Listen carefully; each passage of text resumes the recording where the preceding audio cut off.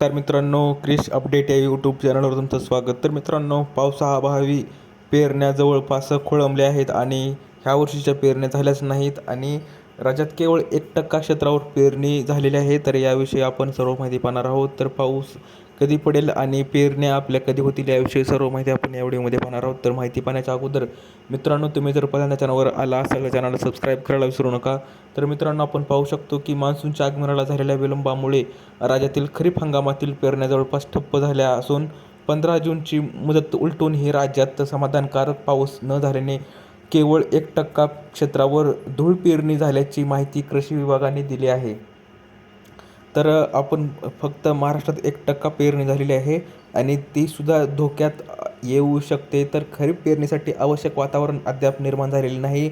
भात, सोयाबीन, भुईमूग आणि आदी पिकांच्या धूळ पेरण्या काही ठिकाणी सुरू झाल्या होत्या, मात्र पाऊस लांबल्याने त्या देखील थांबल्या आहेत आणि प्राथमिक अंदाजानुसार सांगायचं झालं तर केवळ 1% पेरणी झाल्याचं आहे आणि मुख्यमंत्री देवेंद्र फडणवीस यांनी शेतकऱ्यांना पुढील सूचना मिळेपर्यंत घाईघाईने पेरणी करू नये असे स्पष्ट निर्देश दिले आहेत.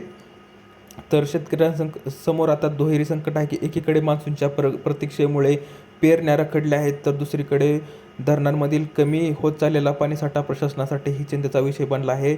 जून महिन्याच्या उत्तरार्धात मान्सून सक्रिय न झाल्यास खरीप हंगामाचे नियोजन विस्कळीत होण्याबरोबरच पिण्याच्या पाण्याचा प्रश्नही अधिक गंभीर होऊ शकतो.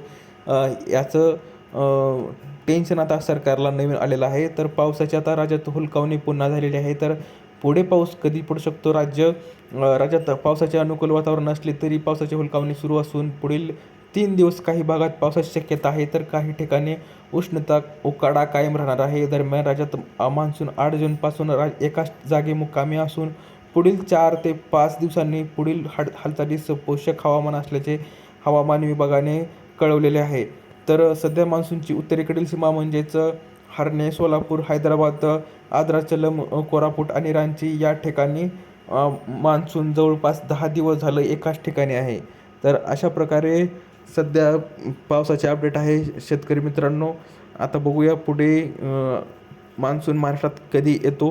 तर अशी ही अपडेट आहे मित्रांनो. दिल्लीमध्ये समजले व्हिडिओला लाईक करा, जास्तीत जास्त शेअर करा, चॅनलला सबस्क्राईब करायला विसरू नका. तर भेटूया पुढच्या व्हिडिओमध्ये अशीच एक अपडेट घेऊन. तोपर्यंत धन्यवाद.